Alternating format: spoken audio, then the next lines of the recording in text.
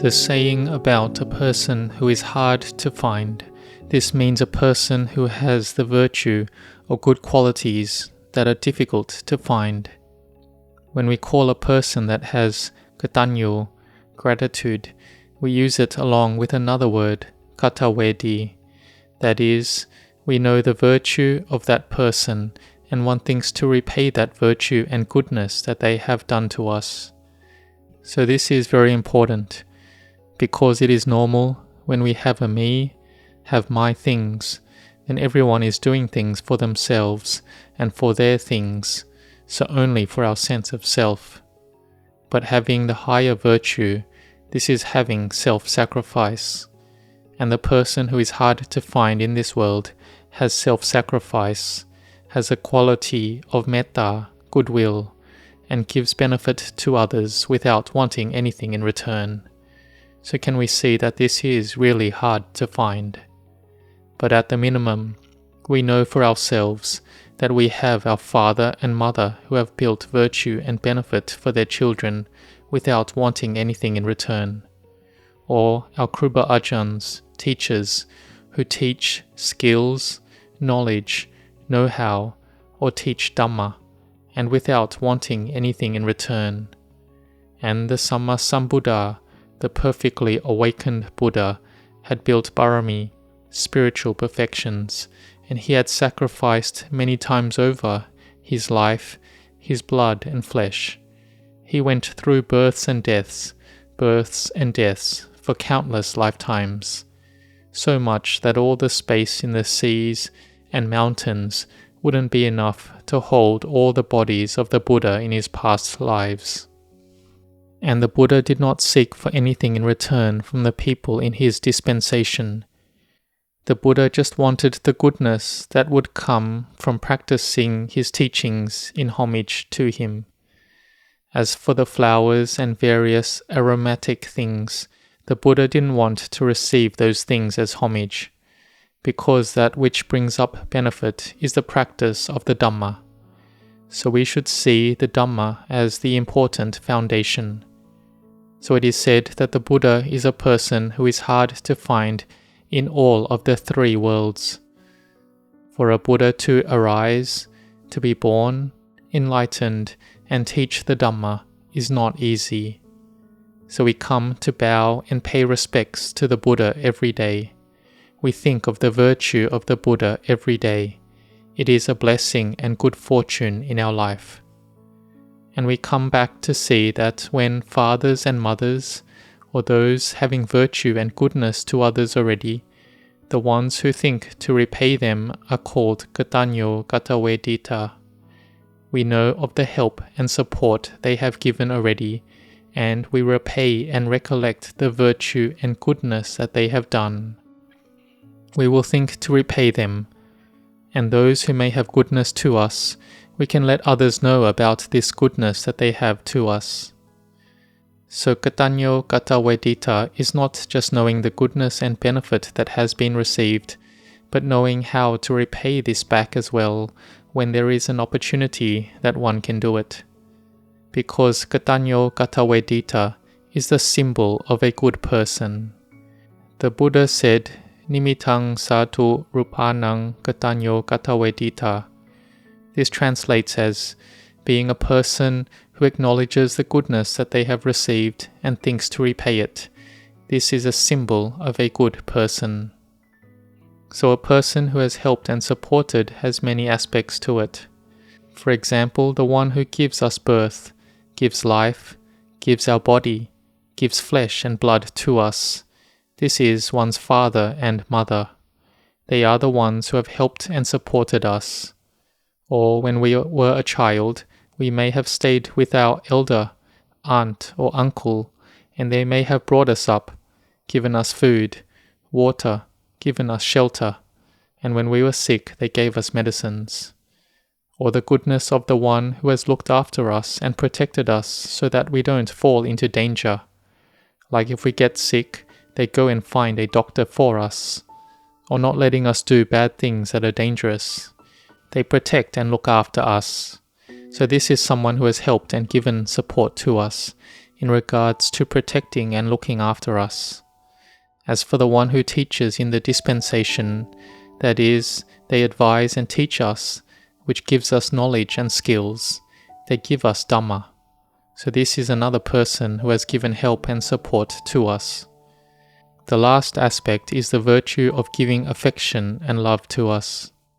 So here we see our mother and father has given us birth, and they have all 5 aspects complete. If it is a Kruba Ajahn, they may have many of the aspects, maybe 3, 4, and 5. They are someone who looks after, cares, and nurses us, one who gives knowledge, one who gives love. And even if after our birth, our parents didn't look after us, we have gratitude to the person who has brought us up, and gratitude to our parents because they are the ones who gave birth to us. But with the qualities of selfishness and delusion, one won't be able to see who has given us benefit and goodness. And especially in this time and era, some have deluded thoughts that we didn't want to be born at all, but it was the parents who wanted us to be born. So the parents have to be the ones that look after us because we didn't want to be born. This is even greater selfishness. If one still knows the virtue that parents have, but have not yet repaid it at all, it is still good as there is still a good view. But thinking that we didn't want to be born, and so having been born, our parents must give us everything, is seeing it in a bad way. This error has delusion to this extent. So we need to be very careful of our minds. When we practice bhavana, developing the mind, we will know more of the virtues of our parents and know the highest virtues of the Buddha. Why? Because if there was no Buddha, what would we know? We wouldn't know. We wouldn't know of dana, giving, and the benefits of dana, of sila, morality, and of the benefits of sila, of samadhi, concentration, and the benefits of samadhi, of wisdom, and the benefits of wisdom. We wouldn't know at all. We would only know of me and my things. And then when the mind and consciousness die, we will throw everything away in the world and go onwards. And if we don't live in the time when the Buddha is enlightened and have his teachings, then we cycle through births and deaths for an incredible amount of time. And each life is full of only suffering, because we go attaching that this is me and mine. And so we go on like this. If we are a human, or a dewa, a heavenly being, we will have some happiness. Or being a dewa, we rest temporarily from suffering. But if born as an animal, we have suffering all our life. If we are lucky, then we are safe and have a person looking after us, which is up to our merit and goodness as well. So we see in regards to Gatanyo Gatavedita that the Samma Sambuddha, even once he was born as an elephant, but he was caught by an elephant trainer and brought to the city of Varanasi. But the Buddha didn't accept any food to eat. Even when they took good food to him and tried to please him, the elephant wouldn't eat it, because he missed his mother. His mother elephant was blind and had no one to help her, so she may trip and fall over a tree trunk and could fall down a gorge or mountain. And it was as if they could communicate with the mind, and the king asked the elephant who he was thinking about, and the elephant said it was his mother. So the king released the elephant. The elephant then took back water to help his elephant mother.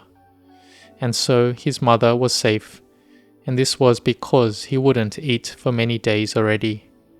So the Buddha, even when he was an elephant, he looked after his mother. And in whatever life the Buddha was born into, in each life he had Gatanyo Gatavedita. For example, when the Buddha was Suwana Sama, he was the one who looked after his parents who were blind. And his parents weren't just anyone. They were the Venerable Elder Mahakassapa and his wife, who were building Parami both as hermits in that life. So may we practice in the virtues of dana, of sila, of samadhi, of mindfulness. No matter how hard and difficult, a mother can look after many children. But the child has just one mother and one father, but they may detest looking after them. The one looking after them will try to give the responsibility to others. This is because of not seeing the virtue of Gatanyo Katavedita. If we have Gatanyo Katavedita already, then we help each other out, or we may even fight over who gets to look after them. So this was something amazing, which we could see when Venerable Ajahn Chah was sick, because he was the one who gave Dhamma. He was the one who had given help and support.